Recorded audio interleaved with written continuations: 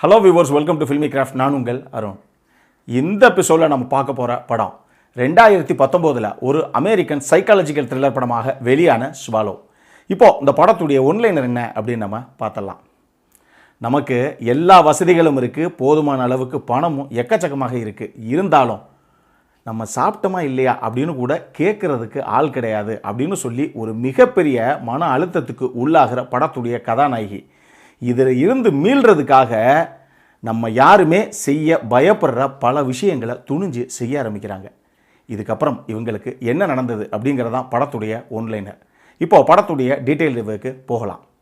படத்தில் நம்ம ஹீரோயினுடைய பேர் ஹண்டர். படத்துடைய ஆரம்பத்திலேயே ஒரு போர்டு ரூமில் ஒரு மீட்டிங் மாதிரி ஒன்று நடக்குது. அங்கே ஒரு பெரிய பணக்காரர் அவர் எந்திரிச்சு சொல்கிறாரு, இதுவரைக்கும் நான் டைரக்டராக இருந்தேன், இனிமேல் நம்ம கம்பெனிக்கு புது டைரக்டர் அப்பாயின்ட் பண்ண போகிறோம், அவர் வந்தாச்சு அப்படின்னு சொல்லி தன்னுடைய மகனை அவர் அறிமுகப்படுத்துகிறாரு எல்லார்கிட்டையும். அவர் தான் படத்துடைய ஹீரோ. அவருடைய பேர் ரிச்சர்ட். இப்போ எந்திரிச்சு நிற்கிற ரிச்சர்டு எனக்கு புது டைரக்டராக நம்ம கம்பெனியை கையில் எடுத்துக்கிட்டு இப்போ அடுத்து இந்த பதவியை ஏற்றுக்கிட்டு அடுத்து நம்ம எல்லா விஷயத்தையும் பண்ண போகிறோம் அப்படிங்கிறதுல மிகப்பெரிய சந்தோஷம்.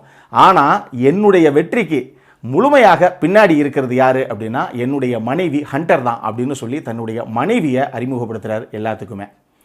இதே நேரத்தில் எப்படி புதுசாக ஒரு பதவி ஏற்றுக்கிட்டோமோ அதே மாதிரி ஒரு புது வீட்டுக்கு நாங்கள் போக போகிறோம் அப்படிங்கிறதையும் அங்கே அவர் சொல்கிறாரு. அந்த சீனை அங்கேயே அப்படி கட் பண்ணுறாங்க. இப்போது எந்த வீட்டுக்கு இவங்க போகிறாங்களோ, ஹஸ்பண்ட் அண்ட் ஒய்ஃப் மட்டும் தனியாக சந்தோஷமாக லைஃப் ஆரம்பிக்கிறதுக்காக போகிறாங்களோ, அந்த வீடு ஒரு பளிங்கு மாளிகை மாதிரி இருக்குது. ஆனால் ஆள் அரவமே இல்லாத ஒரு இடத்துல பெரிய கோடானு கோடீஸ்வரனுக்கு மட்டுமே இருக்கக்கூடிய மாதிரி ஒரு இடத்துல அந்த வீடு தனிமையில் இருக்குது. இதில் என்ன ஒரே ஒரு விஷயம் அப்படின்னா, எவனாவது ஒருத்தர் நம்மளை போட்டு தள்ளிட்டு போனான் அப்படின்னா கூட இந்த வீட்டுக்குள்ளே ஒரு பாடி கிடக்குது சார் அப்படின்னு போலீஸுக்கு தெரியறதுக்கே 2 வருஷம் ஆகும். அப்படி ஒரு இடம் அது. அந்த மாதிரி இருக்குது. ஆனால் பளிங்கு மாளிகை மாதிரி இருக்குது அது. இந்த வீட்டுக்கு கதாநாயகனும் கதாநாயகியும் போகிறாங்க. சந்தோஷமாக இவங்களுடைய லைஃப்பை ஆரம்பிக்கவும் செய்கிறாங்க. ஆனால் ஹீரோயினுக்கு ஒரே ஒரு விஷயம் என்ன அப்படின்னா, அந்த வீட்டில் வேலைக்கு யாருமே கிடையாது. ஏன்னா ஹீரோ ஆஃபீஸ் போயிட்டாரு அப்படின்னா ஹீரோயின் தனியாக தான் இருக்கணும் வீட்டில். சரி, ஓகே, சின்ன சின்ன வேலைகள் தானே, அவங்களே ஜாலியாக பார்த்துட்டு போகிறாங்க அப்படின்னு சொல்லி ஹீரோவும் விட்டுறாரு. இவங்க வீட்டு வேலைகள் எல்லாத்தையும், சமைக்கிறதுலேருந்து வீடை துடைக்கிறதுலேருந்து வீடை அழகாக பார்த்துக்கிறதுலேருந்து எல்லா விஷயங்களையும் அணுவணுவாக ரசித்து இவங்களே பார்த்துக்கிறாங்க. நம்ம ஒரு பொம்பளை மாதிரி தான் வச்சுக்கோங்களேன். எல்லா விஷயத்தையும் அவங்க சந்தோஷமாக பண்ணுறாங்க. ஆனால் பிரச்சனை என்ன அப்படின்னா, ஹீரோ 24 மணி நேரம் வேலை வேலை வேலைன்னு சொல்லி அவர் மாட்டுக்கு போயிடுறாரு. எப்போ போகிறாரு எப்போ வர்றாரு அப்படின்னே தெரியல. நான் சொன்ன மாதிரி கொஞ்சம் யோசிச்சு பாருங்கள். எவனுமே இல்லாத அவ்வளோ பெரிய பங்களா வீடு, ஹீரோயின் ஒரே ஆள் அந்த வீட்டுக்குள்ளே. இது அவங்களுக்கு ஒரு மிகப்பெரிய மன அழுத்தத்தை உண்டாக்குது. என்னங்க நம்ம சாப்பிட்டோமா தூங்கினோமான்னு கேட்குறது கூட யாரும் கிடையாது இந்த வீட்டில் அப்படிங்கிற அளவுக்கு ரொம்பவே கஷ்டப்படுறாங்க. ஒரு தருணத்தில் இவங்க ப்ரெக்னென்ட்டாகவும் ஆயிடுறாங்க. இதில் ஹீரோவுக்கு மிகப்பெரிய சந்தோஷம். ஆனால் சும்மா சந்தோஷங்கிற ஒரு வார்த்தை சொல்லிவிட்டு உனக்கு என்ன வேணும் சொல்லு, உடனே நான் வாங்கித்தரேன் அப்படின்னு சொல்லிட்டு அவர் வழக்கம் போல் வேலைக்கு போயிடுறாரு. ஹீரோயினுக்கு லைஃப்பில் எந்த ஒரு விஷயத்தையுமே நம்ம கூட பகிர்ந்துக்கிறதுக்கு ஒரு ஆளே கிடையாது. அப்படிங்கிறதுல அந்த மன அழுத்தம் பெரிய லெவலுக்கு போய் இதிலிருந்து வெளியே வரதுன்னா என்னதான் பண்ணுறது அப்படின்னு சொல்லி ஒரு புத்தகத்தை படிக்கிறாங்க. அந்த புத்தகத்தில் நீங்கள் சாதாரண மனுஷங்க எல்லாரும் செய்ய பயப்படுற ஏதாவது ஒரு விஷயத்தை வித்தியாசமாக செஞ்சு பாருங்கள், அப்போ தான் இந்த மன அழுத்தத்திலேருந்து நீங்கள் வெளியே வர முடியும் அப்படிங்கிற ஒரு விஷயம் போட்டிருக்கு. அதை பார்த்துட்டு இந்த அம்மா நம்ம எல்லாரும் பயப்படுற, அதாவது செய்யவே பயப்படுற ஒரு விஷயத்தை பண்ணி பார்ப்போம் அப்படின்னு சொல்லி இந்த அம்மா பண்ணுறாங்க. ஆனால் இவங்க பண்ண மேட்ரு என்ன தெரியுமா? யாரும் சாப்பிட்றதுக்கு கனவுல கூட நினச்சி பார்க்காத பல விஷயங்களை எடுத்து அப்படியே முழுசாக முழுங்குது. உதாரணத்துக்கு சொல்லணும் அப்படின்னா, ஒரு கோலி குண்டு. அந்த கோலி குண்டை எடுத்து முதலாக இந்த அம்மா முழுங்க ஆரம்பிக்குது. இதில் ஆரம்பிக்கிற இந்த அம்மா நம்ம கற்பனையில் நினச்சி கூட பார்க்க முடியாத பல பொருட்களை ஒன்றாக விழுங்க ஆரம்பிக்குது. இதன் விளைவாக ஹீரோயினுக்கு கடைசியாக என்ன நடந்தது அப்படிங்கிறது தான் இந்த படத்துடைய மொத்த கதையை. இந்த படத்தை பொறுத்தளவுக்கு எனக்கு ரொம்பவே பிடிச்ச விஷயங்கள் என்ன அப்படின்னா, இந்த ஹீரோயின் ஹண்டர் அப்படிங்கிற அந்த கதாபாத்திரத்தை ப்ளே பண்ண ஹாலே பேனட்டுடைய பர்ஃபார்மன்ஸு அற்புதமான ஒரு பர்ஃபார்மன்ஸு. அவங்களுடைய மொத்த பர்ஃபார்மன்ஸில் தான் கிட்டத்தட்ட அந்த படத்தை கம்ப்ளீட்டாக அவங்க ஷோல்டரில் கேரி பண்ணிட்டு போயிட்டாங்க அப்படின்னு சொல்லலாம். இன்னும் சொல்லப்போனால் அவங்க எடுக்கிற அந்த பொருட்கள் இருக்குது பாருங்கள், இந்த பொருளை எடுத்து இன்றைக்கி நம்ம சாப்பிட போகிறோன்னு சொல்லி அவங்க கண்ணு முன்னாடி அப்படி வச்சு ஒரு பார்வை வைப்பாங்க. அந்த சீன் ஆடியன்ஸாக நமக்கெல்லாம் மிரட்டி எடுக்கும். இன்றைக்கி என்ன நடக்க போதோ அந்த அம்மாவுக்குங்கிற பீதியை நமக்குள்ளே கடத்துற அளவுக்கு இருக்கும் அந்த ஒரு பார்வையை. ஏன்னா அந்தளவுக்கு இன்டென்ஸாக இருக்கும் அவங்களுடைய ஒரு முக பாவனைகளும்.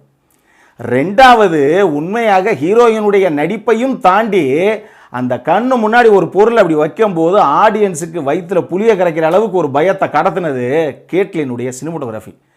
அவர் ஒரு பொருளையும் ஹீரோயின் முழுங்குறதுக்கு முன்னாடி இதுதான் அந்த பொருள் அப்படிங்கிற மாதிரி ஒரு 4 ஆங்கிளில் ஒரு ஷாட் ஒன்று வச்சுருப்பார் அந்த பொருளுக்கு.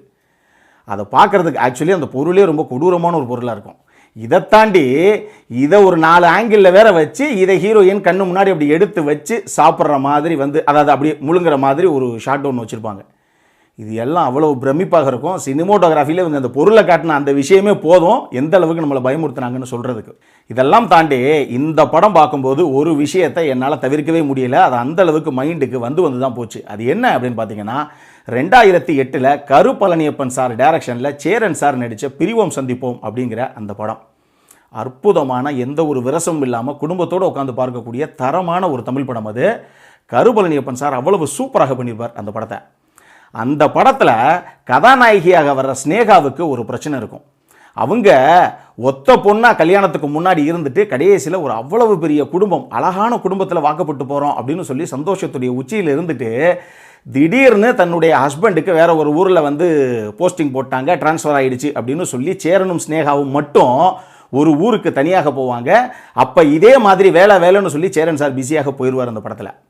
அப்போ வீட்டில் தனியாகவே இருக்கிறோம், நம்ம மட்டுமே இருக்கோம், யாருமே கிடையாது. அப்படிங்கும்போது அவங்களுக்கு சைக்காலஜிக்கலாக சில பிரச்சனைகள் வர்றதாக அந்த படம் சித்தரிக்கப்பட்டிருக்கும். அந்த படத்துடைய கதையும் இந்த படத்துடைய கதையும் அந்த ஒன்லைனரை பொறுத்தளவுக்கு ஒரே கதை தான். ஆனால் அந்த படத்தில் என்ன பிரச்சனை கதாநாயகிக்கு வரும், அதுக்கு கடைசியாக ஒரு அற்புதமான தீர்வை கொடுத்துருப்பாரு கரு பழனியப்பன் சார்.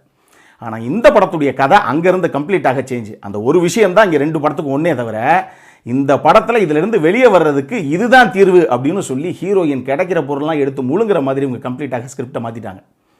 ஆனால் அந்த விஷயத்தை சும்மா ஏதோ சொல்லிட்டோம் வார்த்தைக்கு அப்படிங்கிற மாதிரி இல்லாமல் அதை ஆடியன்ஸ் பார்க்கும்போது அவங்களே பயப்படுற அளவுக்கு இந்த பொருளை இன்னைக்கு முழுங்க போகிறாங்க, இன்றைக்கி ஹீரோயினுடைய கதை இதோடு முடிய போதுரோய் அப்படிங்கிற அளவுக்கு ஒரு பீதியை நமக்குள்ளே கிளப்புற அளவுக்கு காட்சிகளையும் இவங்க அற்புதமாக அமைச்சிருக்காங்க. அதுதான் வித்தியாசமே. அடல்ட் கான்டென்ட்டை பொறுத்தளவுக்கு இந்த படத்தில் ஒரு சில அடல்ட் கான்டென்ட் இருக்குது, அதனால் நீங்கள் ஃபேமிலியோடு பார்க்க முடியாது. அதெல்லாம் தாண்டி இந்த படம் கொஞ்சம் ரொம்ப டிஸ்டர்பிங்கான ஒரு படம் அப்படின்னு நான் சொல்லுவேன். ஏன்னா ஹீரோயின் கையில் எடுக்கிற பொருட்கள்லாம் அப்படி, அந்த சுவாரஸ்யத்தை இங்கே நான் உடைக்க விரும்பலை. கோழி குண்டில் ஆரம்பிப்பாங்க, ஆனால் நம்ம நினச்சி கூட பார்க்க முடியாத பொருள் வரைக்கும் கடைசியில் முழுங்குவாங்க. அதை நீங்கள் படத்தை பார்த்தே தெரிஞ்சுக்கோங்க, அப்போ தான் உங்களுக்கு அந்த சுவாரஸ்யம் கடைசி வரைக்கும் இருக்கும். அதனால சில விஷயங்கள்லாம் பார்க்கும்போதே நமக்கு அவ்வளவு டிஸ்டர்பிங்காக இருக்கும். எப்போ அந்த படத்தை எப்படிப்பா பார்க்குறது அப்படிங்கிற ஒரு ஃபீல் நமக்கு வரும். அதனால இந்த படத்தை நீங்கள் ஃபேமிலியோடு பார்க்குறதுக்கு முயற்சியே பண்ண வேண்டாம். தனியாக பார்க்குறவங்க மெச்சூர்ட் அடல்ட்ஸாக இருந்தால் பார்த்து மகிழுங்கள். இந்த படம் யாருக்கெல்லாம் பிடிக்கும் அப்படின்னு கேட்டிங்கன்னா, சைக்காலஜிக்கல் த்ரில்லர், மிஸ்ட்ரி த்ரில்லர் படங்கள்லாம் யார் விரும்பி பார்ப்பீங்களோ அவங்க எல்லாத்துக்குமே இந்த படம் பிடிக்கிறதுக்கான வாய்ப்பு நிறைய இருக்குது. இன்னொரு முக்கியமான விஷயத்தை நான் இங்கேயே சொல்லிடுறேன். இந்த படம் சைக்காலஜிக்கல் த்ரில்லர் படம். நீங்கள் எந்த சைக்காலஜிக்கல் த்ரில்லர் படங்கள் பார்த்தீங்கனாலுமே டெட் ஸ்லோ மெலோட்ராமாவாகத்தான் அந்த படம் இருக்கும். ஏன்னா இதுதான் கதாபாத்திரம், அவங்களுக்கு இப்படி ஒரு பிரச்சனை இருக்குது, இந்த பிரச்சனையை இதன் மூலமாகத்தான் சரி பண்ண முடியும் அப்படிங்கிற மாதிரி நிறைய டைலாக்ஸு, நிறைய கதாபாத்திரங்கள் இதெல்லாம் வரும். இந்த படத்தில் கதாபாத்திரங்களே ரொம்ப கம்மி. அவ்வளவையுமே ஹீரோயின் தனியாகவே எடுத்து விளையாண்டுருப்பாங்க. ஆனால் அந்த ஸ்லோனஸ் கண்டிப்பாக இருக்கும். கதையுடைய வீரியத்தை ஆடியன்ஸுக்கு கடத்துறதுக்கு இவங்க முயற்சி செஞ்சதுனால இதை நான் முதல்லே சொல்லிடுறேன், பார்த்துக்கோங்க. இந்த படத்திற்கு ஃபில்மி கிராஃப்ட் கொடுக்கக்கூடிய ரேட்டிங் 7.25 அவுட் ஆஃப் 10. இப்போ நம்மளுடைய அடுத்த செக்மெண்ட்டான இன்ட்ரெஸ்டிங் ஃபேக்ட்ஸ் அபவுட் த மூவிக்கு போகலாம்.